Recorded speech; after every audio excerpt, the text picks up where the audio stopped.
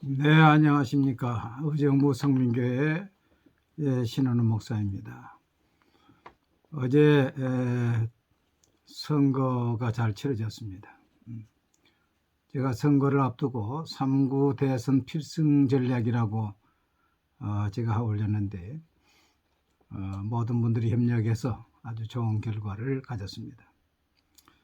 오늘 저는 우파와 좌파라는 제목으로 잠깐 생각해 보려고 합니다. 잠언 10장 2절에 지혜자의 마음은 오른쪽에 있고 우매자의 마음은 왼쪽에 있느니라 하고 했습니다. 오른쪽은 통상 바른 편, 옳은 편이라고 생각합니다.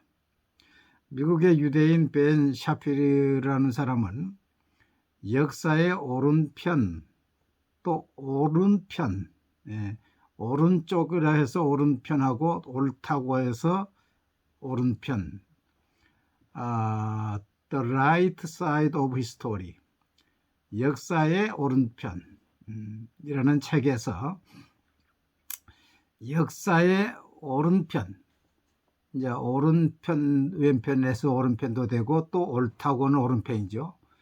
역사의 오른편 가로 열고 오른편에 섰기 때문에 세상은 오늘처럼 살기 좋아졌고 오른편을 저버리는 집단들 때문에 세상은 망가지고 있다. 그 오른편은 전통과 권위와 역사를 인정을 하지요. 근데 왼편 사람들은 이제 하나님이나 전통이나 권위를 인정하지 않지요. 그러니까 망가뜨려졌다는 것입니다. 성경을 보면 하나님은 언제나 오른편입니다. 이사야 41장 10절에 보면 참으로 나의 의로운 오른손으로 너를 붙들리라. 하나님의 오른손은 능력의 손으로. 또 이사야 45장 1절에 고레스에게 이같이 말씀하시기를 하시되 내가 그의 오른손을 붙들고 그 앞에서 열국을 항복하게 하며. 마태복음 25장 33절에 양은 그 오른편에 염소는 왼편에 두리라. 그 심판할 때에 양과 염소를 구별하지요. 근데 양이 어느 편입니까? 양이 오른편입니다. 염소는 왼편에. 그때 임금이 그 오른편에 있는 자들에게 이르시되 내 아버지께 복을 받은 자들이여 나와 창세로부터 너희를 위하여 예비된 나라를 상속하라. 또 왼편에 있는 자들에게 이르시되 저주를 받은 자들아 나를 떠나 마귀와 그 사자들을 위하여 예비된 영원한 불에 들어가라. 그 오른편은 천국이고 하나님 편이고 왼편은 마귀 편이고 지옥 편이죠. 마가복음 16장 19절에서 주 예수께서 말씀을 마치신 후에 하늘로 올려지사 하나님 우편에 앉으시니라. 사도행전 3장 7절을 보니까 베드로가 오른손을 잡아 일으키니 발과 발목이 곧 힘을 얻고. 이처럼 오른편은 옳은 편이요 정당한 편이요 right, 하나님 편인 반면에 왼편은 바르지 못한 편이요 옳지 못한 편이요 사단 마귀의 편인 것입니다. 역사적으로 좌파는 헤겔에게서부터 시작이 되었습니다. 헤겔의 스승 칸트나 헤겔은 모두가 기독교 입장에서 우편의 우파들입니다. 그러나 헤겔이 죽은 후에 스트라우스가 예수의 생애를 출간하였는데 이 책은 예수의 역사적 사실을 부인하고 예수의 이야기는 원시 기독교 교단에서 무의식적으로 형성된 신화일 뿐이라고 하였고 신인합일은 하나의 인격에서가 아니라 인류에서 실현된다고 하여 커다란 논란을 불러일으키게 되었습니다. 그때까지는 성경을 그대로 인정을 하고 하나님을 그대로 믿고 예수님을 그대로 믿었지요. 근데 헤겔이 죽은 다음에 헤겔의 우파는 있고 좌파의 스트라우스가 이제 예수의 생애라는 책을 쓰면서 이것은 신화적인 것이지 역사적인 것이 아니다. 이렇게 주장을 하면서 자기는 스스로 좌파다. 그래서 우파와 좌파, 중도파를 나누게 되었습니다. 이렇게 하여 그는 자신을 해겔의 좌파라고 부르고 그에 반대하는 파를 우파라 부른 것입니다.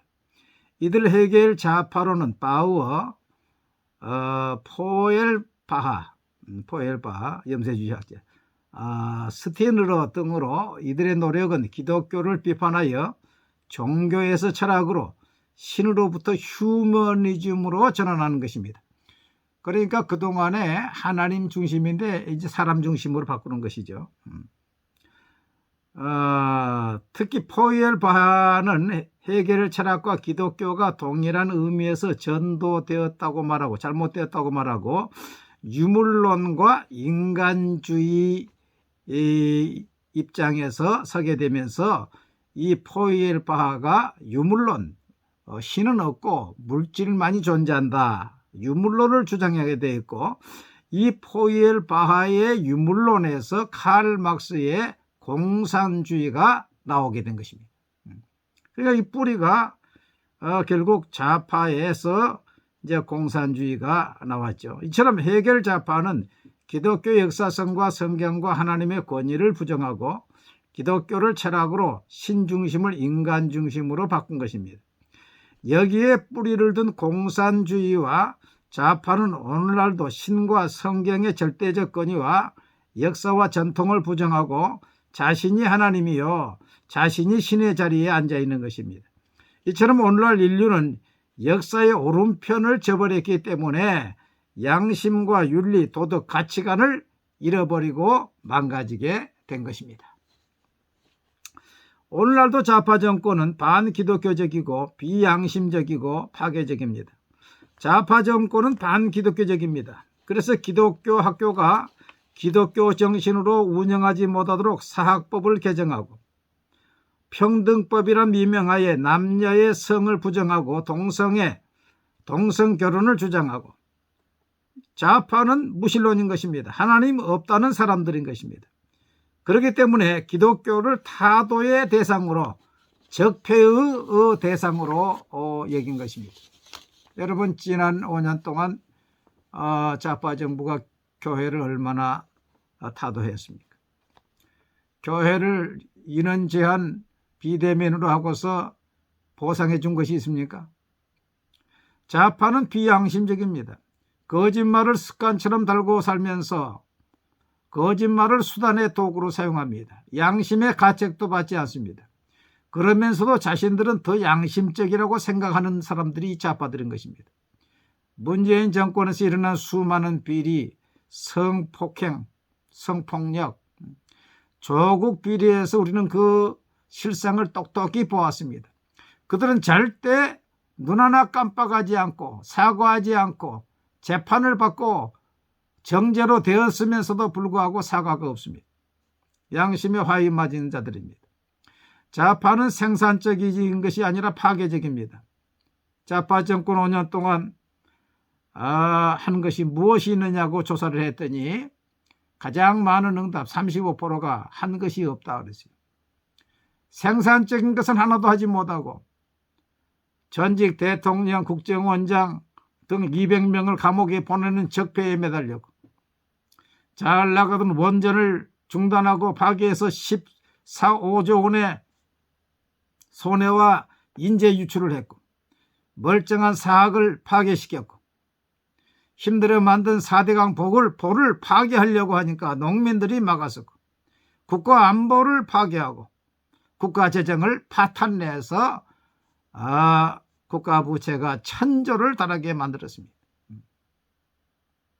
이 얼마나 큰 파괴적입니까? 생산적인 것이 없어요.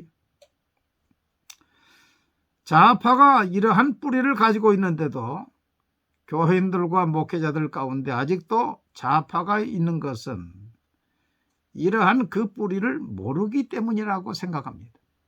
좌파는 무신론입니다. 우리 기독교는 좌파와 연합할 수가 없어요. 기독교는 우파요. 하나님과 성경의 권위와 전통을 중시 여기죠.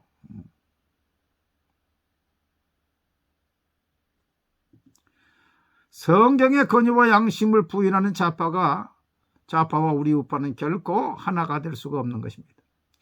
그런 의미에서 어제의 우파 승리는 하나님의 승리요, 교회의 승리요, 우리 믿는 성도의 승리입니다. 앞으로 5년이 기대가 되고 행복할 것 같습니다. 감사합니다.